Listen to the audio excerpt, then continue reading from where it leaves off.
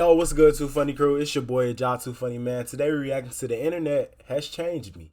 Get into the video. Please, your attention.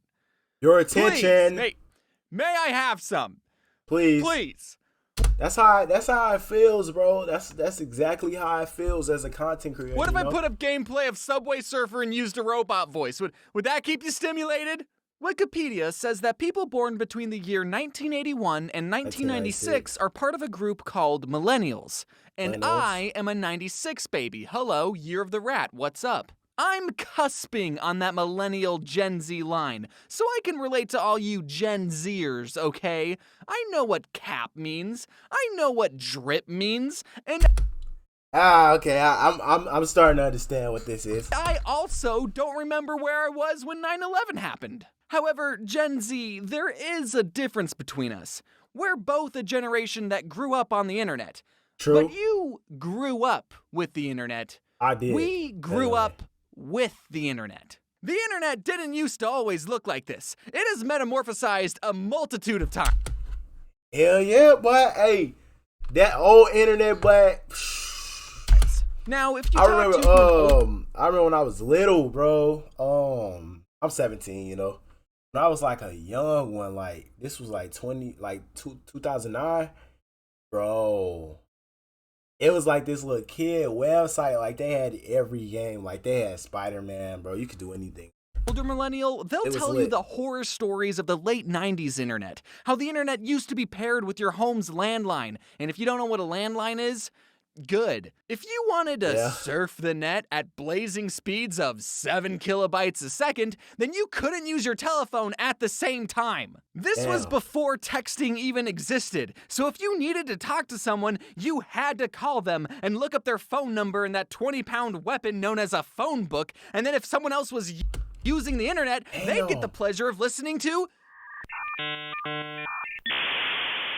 Damn. If I had to make a sound that represented the entire internet, it would sound exactly like this. I didn't grow up with dial-up, but I did grow up in a time where the internet looked completely different. By the time I was exploring the interwebs, we got speeds up to 1 megabyte per second. So the highest quality video you could stream on YouTube was in 240p, or this big, and it would still buff a lot. Gen Z, you weren't there when YouTube had a 5-star scoring system and the subscribe button was yellow and people would put these things all over their videos. You weren't there when the videos were in a 4:3 aspect ratio because that's what TVs looked like. You weren't there when a background for a website would be a never-ending grid of a JPEG and music would play against your will and your cursor would turn into a sparkly wand and... Okay, that's actually pretty cool. Whatever happened to that? And then the person who built the website would go, it's looking pretty good, but you know what this web page really needs? A counter that'll tell you the total number of people who visited. Let me just copy this HTML code I found online. And if you're around my age and you also had unsupervised computer time, then great, you were also there to experience the pre-puberty years of the internet. Try to imagine the internet without social media. No Facebook, Twitter, Instagram, or MySpace. Were people back then just... Well, peek this, y'all, peek no this. No Facebook, Twitter, Instagram, or... Oh my God. MySpace. This is MySpace right here. This is MySpace. Were people back then just not talking about themselves or sharing their opinions online?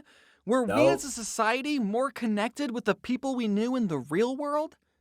No, of course not. People have been sharing their opinions online since day one. They were just doing it on random message boards. I know it sounds trivial nowadays, but there was once a novelty in being able to type anything you wanted into the computer and then someone else you didn't know would instantaneously respond.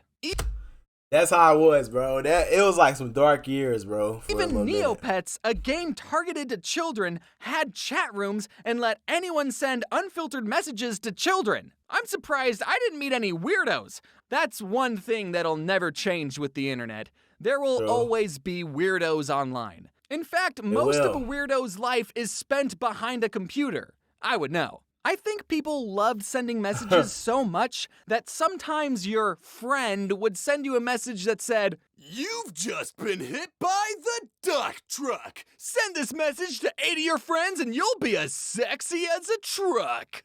Ignore and you'll be hit by a 16-wheeler.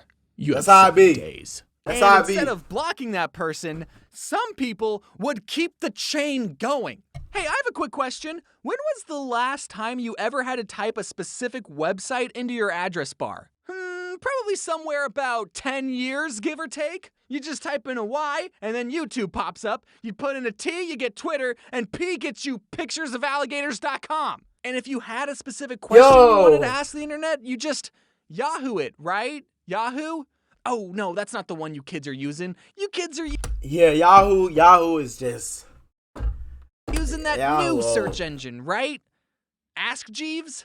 I know there's like 4 main websites that everyone goes on, but back then, instead of having a social media account, people made their own websites. So there were a bunch of different websites for you to explore, and to help you find those websites, you had a few search engines to pick from. Everyone loves to dunk on Bing for even attempting to be a search engine, but back in the day, Google had some competition. Obviously, I can see why Google ultimately won the search engine battle. Google is a great company, and I would recommend Google to all my peers and coworkers. I love Google. As much as I love the internet, some of the best memories we had on the computer weren't even on the internet, were they? Sometimes the internet would just go down. But did that stop us? Did we go outside? No. We were still able to supply ourselves with hours of entertainment even without an internet. All you had to do was click Start, All Programs, Accessories, Games, and then...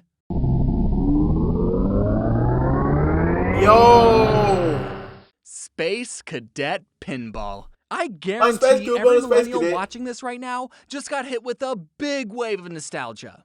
This game might seem simple because there's only 2 buttons that you can press, but when you really got into it, this game had a whole lot more going on. Trust me, Space Cadet Pinball was all we had sometimes, and I cherished every second of it. But if you were anything like me growing up, you were also practicing your art skills. And Oh yeah. I will show y'all a little picture I drew. I don't know where it's at. Luckily, probably in my book bag. Every computer came pre-installed with a top-of-the-line painting software that every artist needs. It's got everything. There's a line tool, and a bucket tool, and a circle tool. And sometimes when I was really bored, I would make a black rectangle, scribble the freeform selection tool on it, and then blammo! Yeah, I still got it. I just made a masterpiece. And, fun James bonus tip, for some extra self-induced epilepsy, hold down Control-I, which will invert the colors, so your masterpiece will go, oh my god, oh it hurts to look at! Hey, looks like you're trying to create a conclusion to this YouTube video. It's actually good as hell, Would you bro. like my help? No, Clippy. Even when you were around, I never used you. I just liked having you there to keep me company. Good as hell. The internet is still a relatively new invention that is ever changing the way we live. And we have yet to see the full effects of what being connected since birth does to a person. The fact that the accumulation of all human knowledge can now fit in your pocket, that's going to affect your day-to-day life. Now, I'm not going to sit here and tell you to get off the internet, touch grass, and live your life to the fullest. Otherwise, I'd be a hypocrite and unemployed. There's no denying all the positive things that the internet has to offer. But I'm also not going to deny all the negative things that come with instant gratification, too. Yep, look, read all this. Identity theft, scams. Okay, yeah, but anyway. As technology advances, so too do we advance the amount of time we spend online. The internet can connect us to a million different people and perspectives that we never would have been exposed to before. But it can also expose us to some really nasty people and perspectives. And the only thing we can do about those people is shrug and say, sorry. It is what it is. That's the internet. So, are we as a society better off with the internet?